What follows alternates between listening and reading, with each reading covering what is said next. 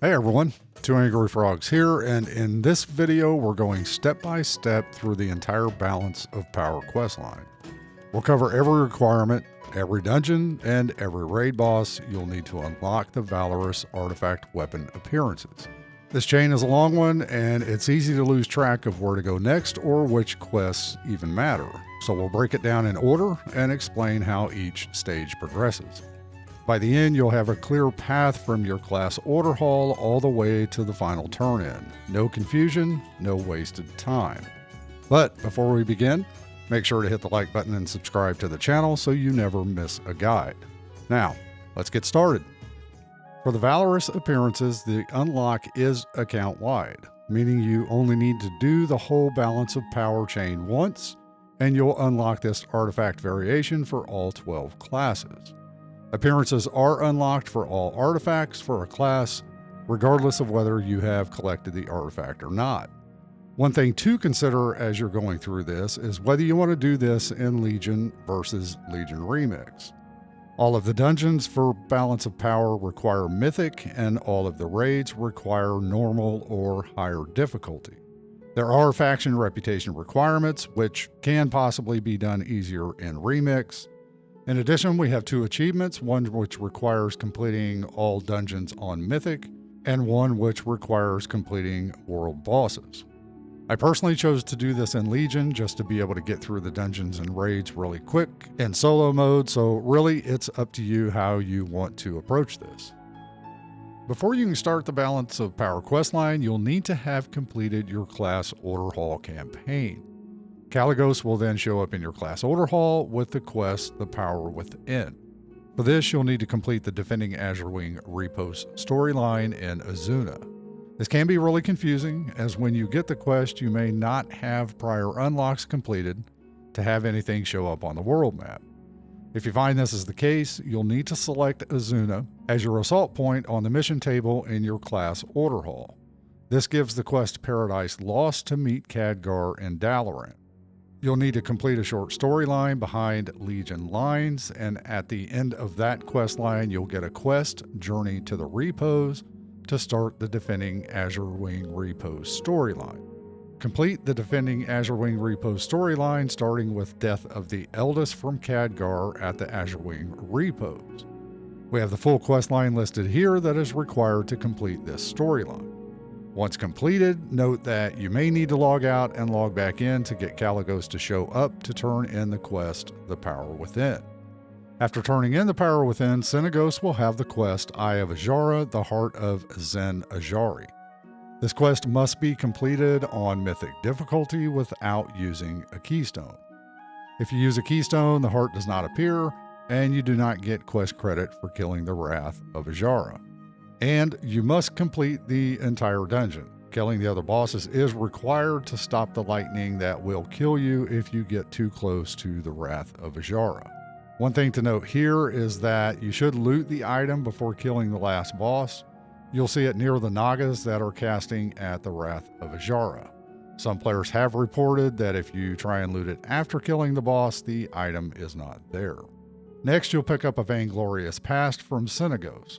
This does require Honored with the Court of Ferondis, and you can purchase this from Veritas Fallon in the Crumbled Palace in Aszuna, and this is at coordinates 46.9, 41.4.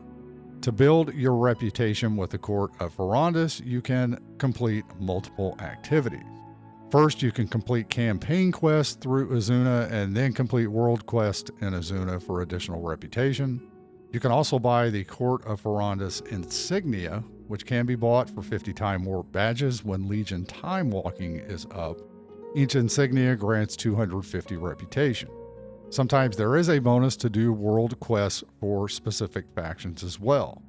This rewards 1500 reputation when turned into the Emissary. You can find these for the Court of Ferondis, and you can also see these pop up for the Kirin Tor of Dalaran. For the Kirin Tor, you choose between an insignia for any Legion faction for reputation as a reward.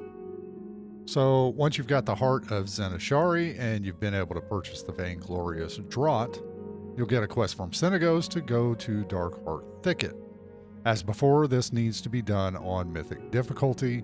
and you'll need to collect a corrupted essence from Oakheart and defeat the Shade of Xavius, the last boss. You'll also get a quest from Caligos Tempering Darkness to collect 5 Blood of Sargeras. These are dropped by the bosses in Mythic difficulty dungeons, so you will get this passively when completing the dungeon quests. Once these are completed, grab Lucid Strength from Caligos, and after absorbing the corrupted essence power, talk to Caligos and you'll head to the Emerald Nightmare. For the Emerald Nightmare, you'll get Essence of Power from Senegos, and again, these you'll get from killing the raid bosses passively in the Emerald Nightmare. You'll also get End Nightmares, which must be completed on normal difficulty or higher. A couple things to note here. For the Clutch of Corruption, you need to kill all the gelatinized decay, and then Nithindra will awaken. After killing Nithindra, head up the ramp, and when you reach Malfurion, you'll see 4 areas that you can enter. You can do these in any order, and for each you just run into the portal, complete the boss kill, and then exit the portal to go to the next area. Note that the portals will not work if you have enemy aggro. In the Grizzly Hills, simply defeat Ursoc. In the Emerald Nightmare, you'll need to defeat Lethen, Emerus, and Asandra.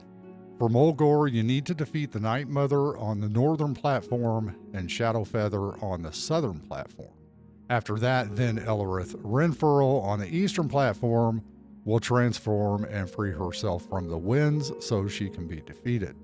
And then finally in Ungurl Crater, note that you must kill the Nightmare Ecors near the Eye of Il'gynoth to damage it. Once you've damaged it enough, the eye is defeated, and then you can go inside to kill Il'gynoth. After completing the 4 areas, head back, and the central portal to Moonglade near where Malfurion was will be active. In Moonglade, defeat Cenarius, and then talk to Malfurion to enter the Rift of All. You'll need to defeat several waves of enemies, and then Xavius will show up. Defeat Xavius and head back to the Azurewing Repos to turn in the quest. Note, if you look directly behind Cenarius, you will see a tree ancient. The path with the swirls on the ground will take you to a portal to leave the raid. Complete the quest Essential Consumption, and then you're off to Suramar. To get started in Suramar, first, if you have not completed the Magic Message quest from Khadgar, you'll need to pick it up in Dalaran at the Violet Citadel. This will start a small storyline to rescue First Arcanist Thalisra. Thalisra will tell you about the Nightfallen and Suramar and teach you how to collect ancient mana. Look for the blue dots on your minimap. These will need to be collected and will be used throughout this part of completing Balance of Power. Next, you'll need to complete the storyline Moonguard Stronghold. You can check if you've already completed this by looking under the achievement Sojourner of Suramar. You'll see a side quest, Not Their Last Stand, that is picked up from Ivanel Metalsong at the Moonguard Stronghold. Note that you'll also see a side quest in the same general area called Sigil Reclamation. Depending on how you have completed quests to this point, you may or may not be able to pick up or complete this quest. I found that even though I could not pick it up, it did not prevent me from completing the storyline. Either way, you'll next head to Thalrennis River Tree at Moonfall Approach to grab the quest Fate of the Guard. We have the full quest line listed here that's needed for completing the Moonguard Stronghold storyline. Once these are completed, grab the quest Lost Knowledge from Thalrennis River Tree at Shalaran to get the Scroll of Elundris. You can buy the scroll from Thalrissa in Shalaran, but unless you are revered with the Nightfallen, it's off to work on reputations again. As with the Court of Ferondus, there are several ways to gain reputation, including completing campaign storylines, world quests for the Nightfallen or Kirin-Tor emissary quests, and purchasing insignias during Legion time walking weeks. One important thing to note here is that most of the side quests do not provide any reputation gains, so they are typically not worth completing if you are only doing them for reputation. For the Nightfallen, you can also complete an activity called Withered Army Training. Talk to Thalisra to get the initial quests, which give you an introduction to the system, and then you can talk to her to start combat training, which requires ancient mana.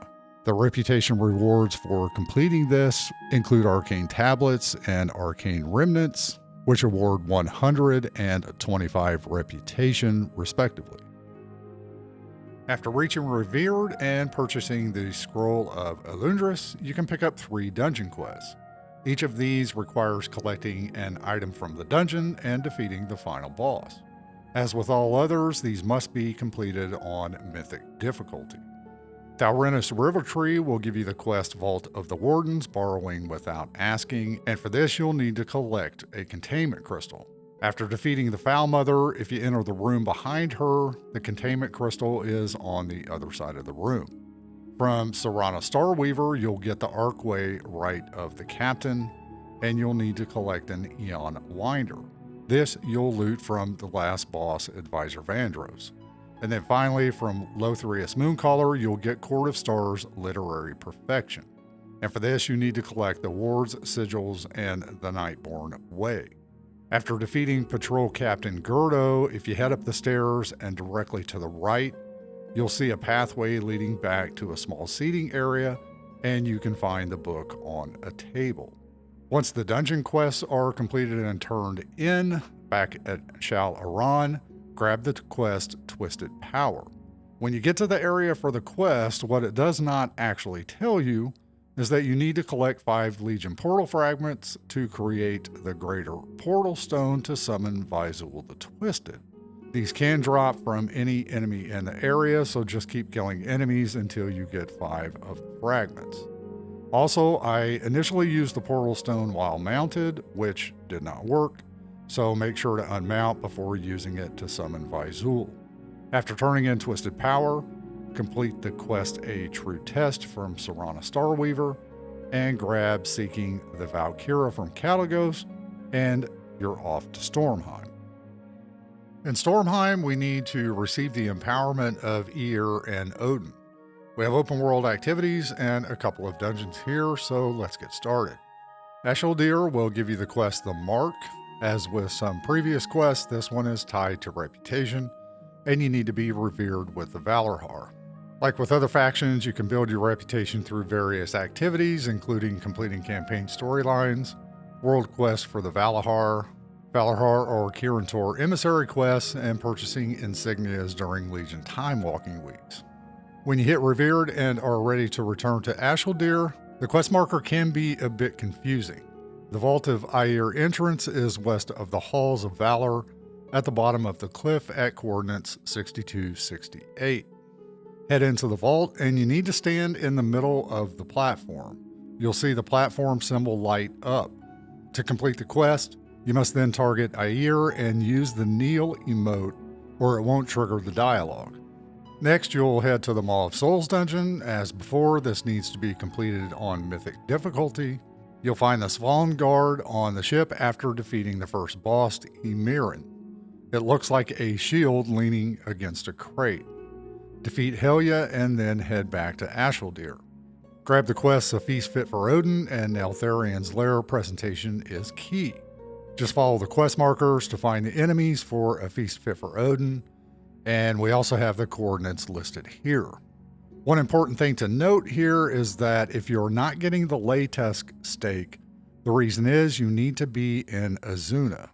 If you kill the mob while in Suramar, you won't be able to loot it, so drag the mob into Aszuna from the coast before killing it.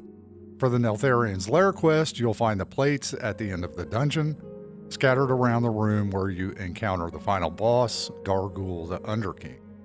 Once completed, head back to Esheldir and you'll grab the final Stormheim quest, Halls of Valor, Odin's Blessing. Place the feast at the starting point of the dungeon, and then you'll need to complete the dungeon and defeat Odin. After defeating him, wait for him to finish his speech, and then you can collect the blessing on the loot chest. Okay, so now we are in the final stretch of completing Balance of Power. Grab Preparing to move from Kalagos and head back to Shal Aran. In Shal Aran, you get 3 quests for the Nighthold Raid. Again, these must be completed on normal difficulty or higher. If you're having trouble finding the entrance to the raid, look on your map for the westernmost bluish circle and you'll see an entrance at that point. When you get to the central room, head toward the overlook, and directly to your right, you'll see a set of stairs going down. Stay to the right and head down the broken flooring, and at the first right, head down the ramp to the raid entrance. Note that you need to be right up against the gate for it to trigger when you click on it. For Into the Nighthold, you need to collect 8 night shards, and these only drop from the raid bosses. A random number of them can drop or none can drop, and you can only get them from the boss once each raid reset and only on one difficulty. So for example, if you loot a boss on normal, you will not see any drop in heroic or mythic. Depending on your luck, it can take a couple of runs to complete this. For Delusions of Grandeur, simply kill the bosses and loot the item. And note that before you can activate the portals to get to Aszuna, you need to head down out of the room. Traverse down the broken pathway where you defeat Croesus.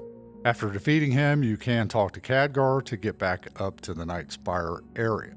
Finally, you'll defeat Gul'dan and get the eye, and we'll wrap this up. We'll head back to Shalaran to turn in the quests, and Kalecgos gives us the final quest, Balance of Power, and we'll head to the Lunar Crucible. To complete this, you must have an artifact weapon equipped, and especially important for retail since we don't typically run around with our artifact weapon.